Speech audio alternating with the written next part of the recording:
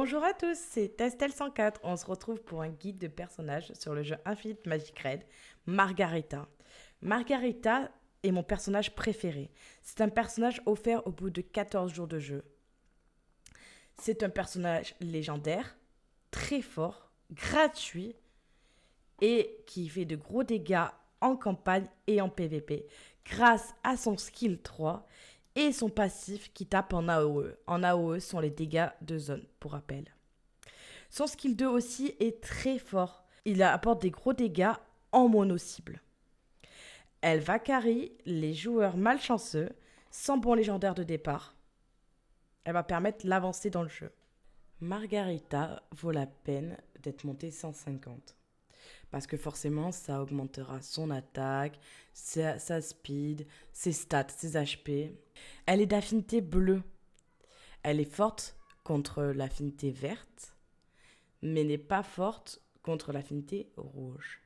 Elle marche bien avec un boost attaque en PvP et PvE, tel que Luna, ici présente, ou bien Eden, que je n'ai pas monté, mais c'est celle-ci. Margarita marche bien aussi avec un boost speed, tel que Space, qui est très très utilisé en arène, et aussi Eden. Margarita aussi marche bien avec un stun en PvP. Moi j'utilise Fiona, qui m'a énormément aidé, vraiment en PvP et PvE. Mais aussi on peut utiliser Kaido, ici présent, qui stun aussi tous les ennemis. Pour améliorer, pour développer un peu plus Margarita, on a la chance de pouvoir mettre les doublons dans celle-ci et de l'exclusive. Par exemple, si demain je chope une autre Margarita, je pourrais l'exclusive 3, étant donné qu'elle est déjà exclusive 2. Et ça apportera un petit plus.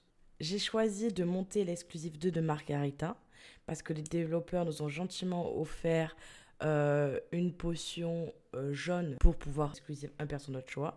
Et il faut se dire que l'exclusive 2 de Margarita est très forte et c'est la plus optimale pour mon compte, donc j'ai choisi de lui mettre. Donc l'exclusive 1, elle rajoute une attaque à son skill 3. L'exclusive 2, c'est quand le passif proc, elle donne des dégâts critiques augmentés à tous les alliés pendant un tour de 30%. C'est quand même très conséquent. Et l'exclusive 3, elle augmente les dégâts du passif de 30%. Et ensuite, forcément, l'exclusive 4, ça augmente la speed. Et l'exclusive 5, pareil. Et pour le moment, je ne suis pas encore là. De plus, les exclusives, comme vous pouvez l'apercevoir en bas, elles augmentent les stats HP, attaque et def. Donc forcément, moi j'ai eu 15% en plus depuis le début. Mais si je l'exclusive 3, elle aura 20% en plus de partout. On va maintenant passer à quelque chose de très important pour qu'un personnage soit bien monté de façon optimale. Les emblèmes. Comme vous pouvez voir, il y a des chiffres au-dessus, 1, 2, 3, 4, 5, 6. Ça correspond aux Awake de Margarita. J'ai choisi de partir sur les branches attaque et def. Pour moi, c'est le plus optimal pour Margarita. Donc, j'ai choisi de mettre le crit rate. Forcément, Margarita en a besoin. Dans la branche def, j'ai choisi de mettre des HP. Très opti aussi. Pour le Wake 2 de Margarita, j'ai choisi celle-ci. Les dégâts sont augmentés sur les ennemis ayant un shield. Mais aussi, j'ai choisi Berserker, c'est-à-dire je fais plus des dégâts, mais aussi j'en prends plus. La def, alors j'ai choisi de prendre les dégâts réduits sur les attaques de base et les skills. Donc, dans la branche attaque, j'ai choisi de mettre les dégâts augmentés pour le premier tour pour PvP et PvE.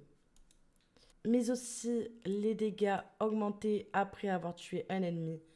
Def, le leash augmenté quand moins de 50% d'HP. Le quatrième Awake, j'ai mis Quand Margarita n'a aucun debuff sur elle, ses dégâts sont augmentés. Et dans la branche DF, j'ai mis on reçoit moins de dégâts des ennemis plus rapides que Margarita.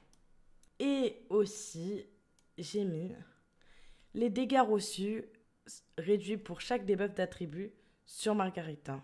Pour le Wake 5, je suis partie sur les dégâts augmentés sur les ennemis avec plus de 70% d'HP pour le PVP et pour le PVE. Mais aussi les dégâts sont augmentés sur les ennemis avec moins de 50% HP pour le PVP et pour le PVE. Et dans la branche def, j'ai pris celui-là, c'est-à-dire les dégâts reçus sont réduits. Et pour finir, on n'a le choix qu'un seul pour le Wake 5. J'ai choisi le Piercing Rate. Mais aussi, on peut partir sur le dégât crit. C'est en fonction de chacun. Pour que Margarita soit efficace, il n'est pas nécessaire qu'il y ait des stats exceptionnelles. Il lui suffit d'avoir du crit rate et de l'attaque afin qu'elle fasse des dégâts.